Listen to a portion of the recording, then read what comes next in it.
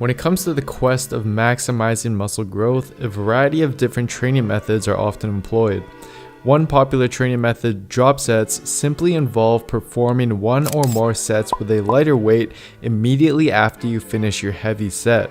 They're typically used to accumulate more volume in a shorter amount of time, achieve a greater muscle pump, and elicit more metabolic stress than you would with standard straight sets, which would theoretically lead to better growth since metabolic stress is proposed as one of the main drivers of muscle growth. However, given that recent research has revealed that metabolic stress may not be as important for muscle growth as we once thought, it begs the question as to whether drop sets are worth incorporating at all, or whether sticking to normal straight sets would instead be best. And to figure this out, fortunately, there are a handful of studies that can provide us with some insight. For example, one very recent 2017 paper by Fink and colleagues compared the effects of using drop sets versus normal sets on muscle growth and strength during the triceps pushdown.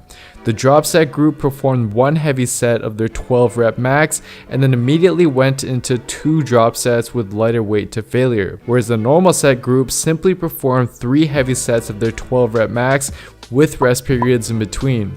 The result, despite the drop set protocol taking just half the time to complete, and despite volume being equated between the groups, after 6 weeks, the drop set group experienced almost double the triceps growth as the normal set group. But before you go ahead and start implementing drop sets for all your exercises, there are a few things to keep in mind. First off, although the drop set group experienced greater muscle growth, there was a trend for greater strength improvements in the normal set group, which makes sense since they were able to use heavier weight rather than dropping it throughout the sets, which we know is better for strength gains, meaning that over time, normal sets would likely lead to significantly better strength gains and likely better muscle growth in the long run due to the concept of progressive overload, especially if the comparison was done on compound movements as opposed to just the triceps extension. Secondly, the study was done on just 16 subjects and their findings have yet to be replicated. The only 2 other drop set studies out there where volume was equated between groups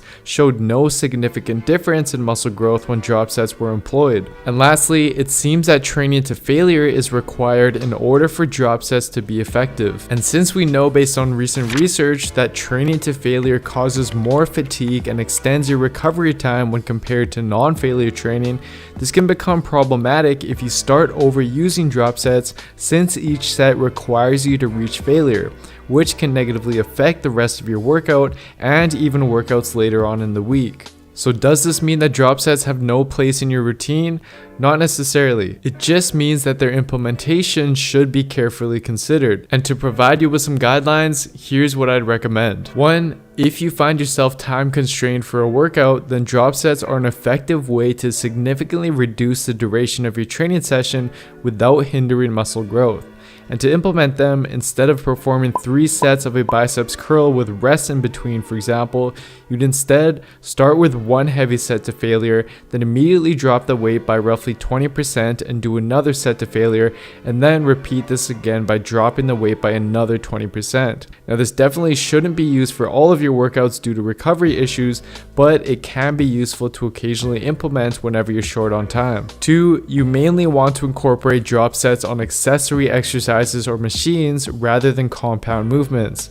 This is because implementing drop sets on compound movements tends to lead to form breakdown, which can be risky, especially when you don't have a spotter available. And not only that, but research has also indicated that training to failure on major compound movements diminishes performance for at least 48 hours and likely even longer.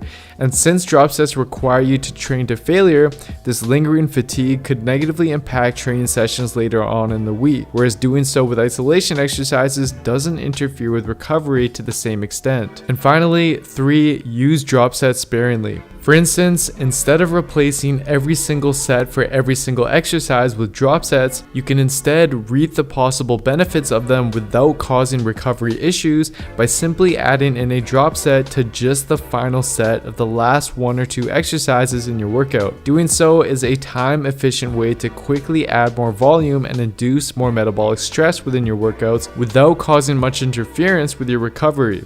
So for example, in the following upper body workout, this is how you can employ job sets using what I previously mentioned. Again, just keep in mind that you don't want to overdo it, so consider and be wary of any potential recovery issues in the event that you do decide to implement drop sets into your current routine. So some of the video, here are the main takeaways, but keep in mind that there is definitely a lot more research needed to be sure as to whether combining drop sets with traditional sets does actually enhance muscle growth in the long run, because based on what we have right now, it's just relatively unclear. But regardless guys, if anything, drop sets really are just icing on the cake in the grand scheme of things. Although it's perfectly fine to incorporate them for their possible added benefits and their time-saving capabilities, just know that your main focus and priority needs to be on progressing your main compound movements over time, as it's clear both anecdotally and through research that this is what's going to deliver the majority of your results. And if you're looking for a complete evidence-based program that takes all this research into account and shows you how to optimally and efficiently transform your body, then simply head on over to buildwithscience.com/courses, where you can choose the best program for you. And for those of you who haven't already, please do me a huge favor by giving me a follow on Instagram, where you can stay updated with what I'm doing and see a lot of the informative content that I post there as well. And if you enjoyed this video, I'd also really appreciate it if you gave it a like, left a comment down below, and subscribe to my channel if you haven't already. Thank you all so much for the continued support. I really do appreciate it, and I'll see you next time.